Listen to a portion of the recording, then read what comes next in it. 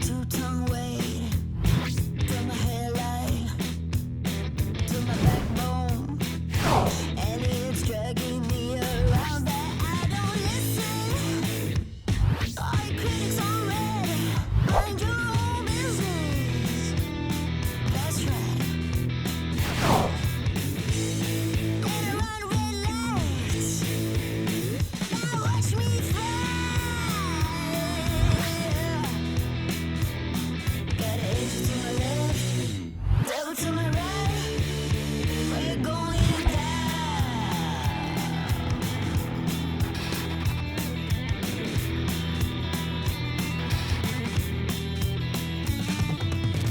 Hit the road, Jack. Won't come back, no. You can sign me. Made a devil in my head, now he's cheaters. Hey, hey, hey, all you critics on red. This one's on me. Hey, oh yeah, that's right. Got angels to my left, devil to my right. We're going down.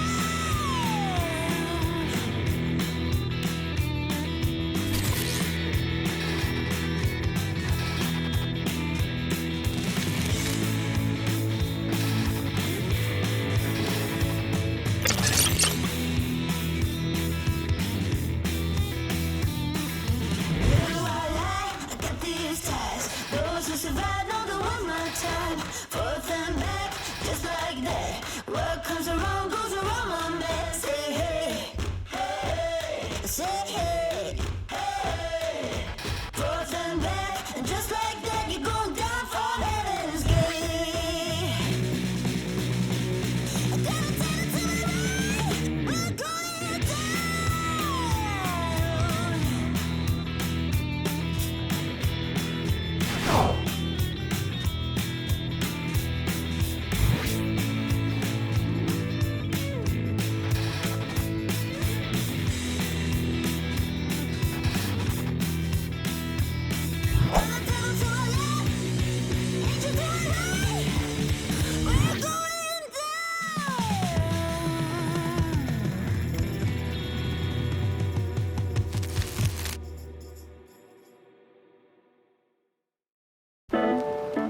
Welcome back to the Cabo Fishing Podcast. As always, I'm your host, Toby.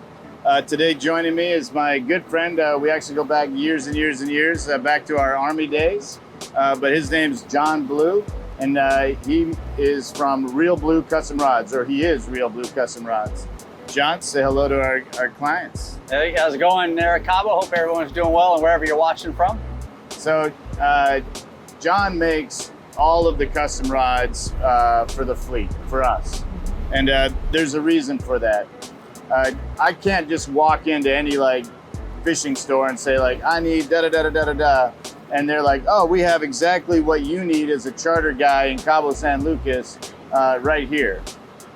So we have very specific needs, and we put very hard demands on our equipment. When you think about the average fishing rod, it probably goes out 20 times a year. Maybe it catches 10 fish. We go out 20 plus times a month, and we're catching 10 plus fish a week. And when I'm talking about fish, I'm talking about billfish, large mahi-mahi, wahoo, yellowfin tuna, as well as what we're kind of doing today is we're messing around and getting some like Cabria snapper, grouper, sea bass. And so it's important for me as a charter guy to be able to say, hey, this is what I actually need, and have someone create it. So John, if you want to kind of talk us through like some of the different rods and the purposes that we've asked you, to make them for. Yeah, no problem. So really, first thing I'd like to talk about really is kind of the importance of the parabolic bend, right? And because there's some myths out there about whether you should build on the spine of the rod. Some people say it doesn't matter if you build on the spine of the rod. I'm a firm believer that maximizing the parabolic bend, i.e. building, whether it's a casting or conventional setup or a spinning setup, you're maximizing the parabolic bend of the rod to help do the work for you and make it easier for you as the angler. So to me, one of the most important things is the parabolic bend. And you can tell if a rod has been built properly on the parabolic bend or not, just by going to your local bait and tackle shop, whether it's a small mom and pop or it's a big commercial place, and start grabbing rods and put flex on the rods. And if the guides rotate to the side as if you had a fish caught, then the rod's not built properly. It's not giving you, it's not allowing you to maximize the effort of the parabolic bend. The second thing is finding a rod or rods, blanks that will do what you're asking for them to do, right? And the first part to that is, what is the blank constructed of? A lot of people have different passions, but me, I really wanted to use a composite blank. And the reason why that I wanted to use a composite blank is because I'm using Toray fiber and E-glass on the blanks, right? Okay. And that does a couple of things. So the E-glass gives you that durability, that beat 'em up strong stuff that fiberglass brings to a blank, right? Or to a fishing rod. And then the graphite that's built in with the glass is gonna do a few things. It's gonna, one, increase your sensitivity. So that means you as the angler, or for you in your case, as the angler and or your customers, they get to feel more of the fight. They get to be more one with the fish, if you will. That's right. Because it's graphite, it reduces recovery time or recovery speed in the blank. And then it just overall lightness of the blank itself, right? And then the last two things really that I was looking for, that you were looking for a light tackle marlin rod. So of course the power in the rod is a light setup. But I chose and have been putting you on fast action rods, because if you think, and you think your categories of action in the rod, the faster the blank speed, the higher it's going to bend in the rod. So if I have a fast action rod, I'm gonna get more of that bend in the upper third of the rod. And that power, that light power, is the blank's ability to absorb that bend in the rod. And then again, the graphite piece is its recovery time when it comes up. No, so yesterday we went out and we tied into some marlin, some stripe, some our local striped marlin, and 15 to 30 weight, and bringing in a couple of them were pretty large. Yes. And we enjoyed watching that bend, right? And know that with absolute full confidence, the rod's gonna withstand all that duress. And that's what's really important and crucial to me is we put more duress, wear and tear on our gear than anybody else. Well, primarily the average fisherman, angler, and charter company for that matter. We put a lot more duress on our gear. We go out more, 330 days on the water a year versus 70 or 80, which I believe is kind of high numbers for a lot of places other than Cabo. So it's there's a big need, we go through a lot of reels, because we're working the bearings more than anybody else. We're working the spines on the gearing more than anybody else. And it's so important to have this foundational piece of gear, right? In the Army, we would talk about a crucial piece of gear. This rod is a crucial piece of gear. We can't do anything without it, right? Yeah. I can fish without a boat, and I can fish without big engines, and I can fish without a big Yeti cooler. I can fish without a lot of things. One thing I cannot fish without is a rod. Yeah. And so it's a foundational and crucial piece of gear. And man, I really appreciate the time and effort that you put in making them for us. Yeah. And I also appreciate, for other reasons, the ability that you have to come down here and test it, see if this works, what doesn't work. Yesterday, I'm let's find out. We got probably one of the biggest striped marlins we've ever, caught. Pretty proud of that. And we did it on the lightest tackle that we had available on the boat. Yeah. And so super proud that we can do that. And that's, a force multiplier, for us as a charter company to be able to present our clients with the ability that we can bring in whatever we tie into. Yeah, and if you don't mind, like, it's Cabo is like, if you want to test something out, and it's got anything to do with billfish or really anything in the sport fishing place, you're going to come out here and you're going to have a great chance to get some good R&D with that, Yeah. get some good information back with that, and it's going to get pushed to the limits here, and not just I'm out trolling and I'm pulling lures and maybe I hook up once, and sometimes maybe you hook up once, but we're talking about yesterday, in a tuna tournament, we had a great marlin fish, right? Yeah, we had a triple at one point. We had triple at one time, and all these rods were popping, and triple it was marlin great. in a tuna tournament. Highly unadvised, but that's how we roll.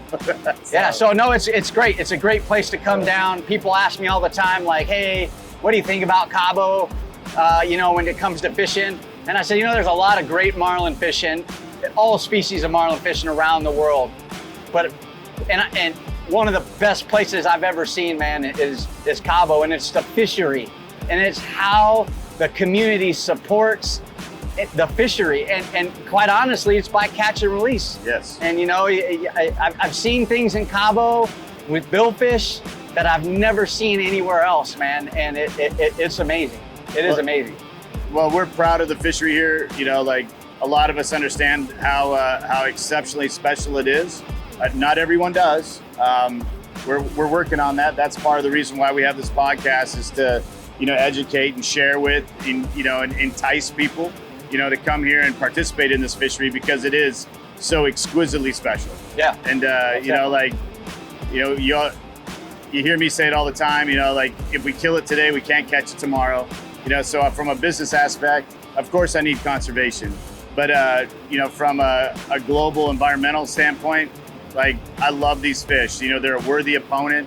I've dreamed of them all my life, and like, I respect them. Yeah. And you like, the best way to show respect is to protect them and to feed back into their ecosystem and feed back into their chain, and protect them in the sense that while we can admire them and catch them and enjoy that worthy opponent, we can make sure that our children's children also get to experience that here. Yeah, most definitely. So as always, we want to remind you that we'd love to be liked, we love to be followed. Subscribe on our YouTube channel, hit that bell for notifications. We have some great content coming up. We've been working, if you've been following us, with the sea turtle project, specifically the Pacific olive Ridley sea turtle. And so, we'd love for you to check out that and our efforts to help in their conservation. We just always want to thank John for coming down and spending time doing R&D with us, Thank you, helping man. us develop better product, develop better techniques. And as always, we just love the time that you spend with us. And, if we can talk you into coming to Cabo and doing some fishing with us, like, that's what we want to do. Stay tuned, because we also have coming up some drink specials. That's right, we'll teach you how to make some of the local drinks here in Cabo so you can enjoy it at home. Stay tuned and follow us soon. Finger guns. All right, guys, the next one is michelada.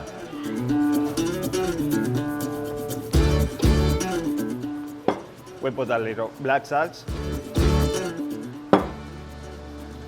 ½ ounce of lime juice,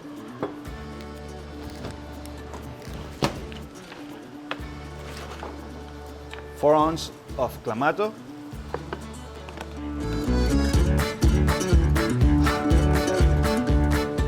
and the Pacifico, that's a good one.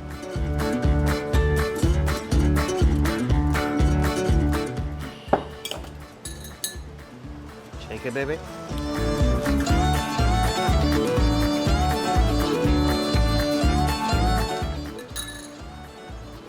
¿Viste eso? Classic celery.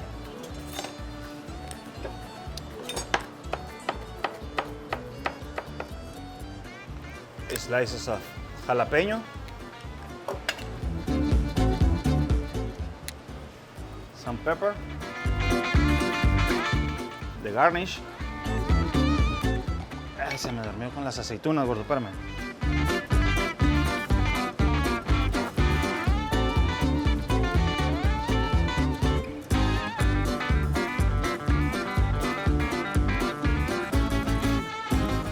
on others. Enjoy, guys.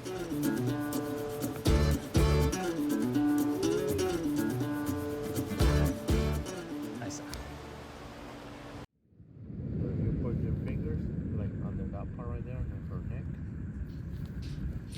Not only do we do sport fishing, our company actively supports some of the other conservation efforts going on in the Baja, especially the southern Baja area. One program in particular that we're very passionate about is the assistance with the Pacific olive sea turtle, the olive Ridley sea turtle to be specific. And we love working with the folks over there at Rancho San Cristobal, and you can go and volunteer with this program and be part of the collection of eggs and the release of the hatchlings. And it's a really neat experience, and it's unique that you get this up close and personal connection with these most beautiful creatures. And it's so neat to like participate in it. And we love how you can just see firsthand how meaningful these efforts are and how fragile the ecosystem is and what it really means. So thank you for your support. Enjoy and Mar Vida. How you feel. I shared my dream with you until the morning. Everybody else have done it right. Coming out to see me try. As I turn away and cry, you run up to me and take my hand. I wish you were the one who made me whole, and I won't be turned. You and I should be the ones to learn. All I want to say, ain't no good to look the other way.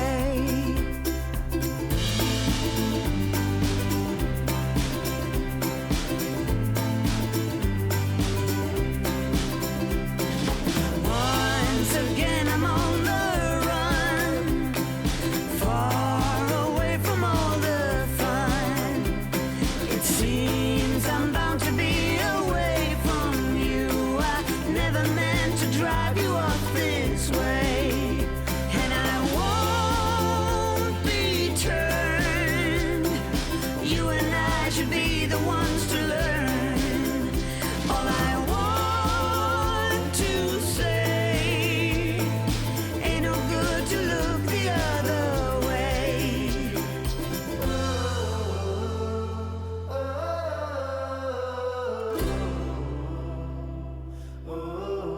An easy way for you to support and help the Pacific olive Ridley sea turtle is to go to the Mar Vida store on the marina in Cabo San Lucas at the Red Rum office and buy one of those cool t-shirts that help support the project at Rancho San Cristobal.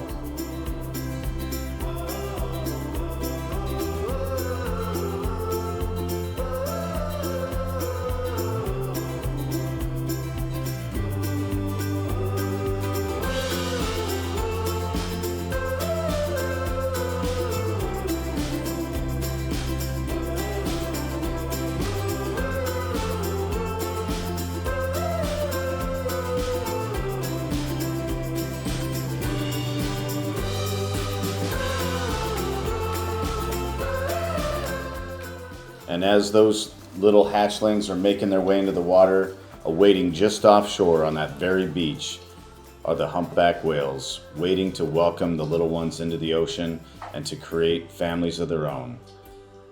It's one of the most beautiful parts of being down here on the Baja. Come on down and see all that we have to offer.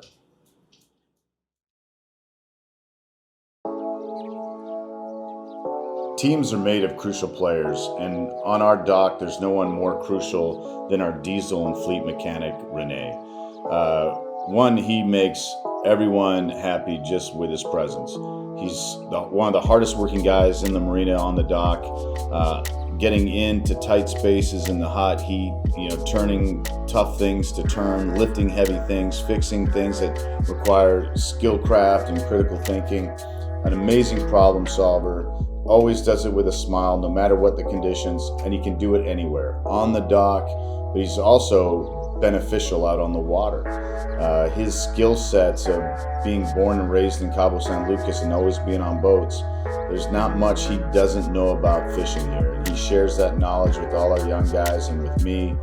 And there's not much out there he can't catch, and there's not much out there he can't fix. As our fleet typically fishes together, it's a great benefit to have somebody that we can move from boat to boat out on the water. But in addition to that, the guy's as strong as an ox, knowledgeable, and there's not much he can't lift or catch. And with this being big fish country, he is one of the greatest assets, not only to catching fish, but to keeping and catching smiles. The guy's awesome. I love him dearly, and he's one of my heroes here in Cabo San Lucas.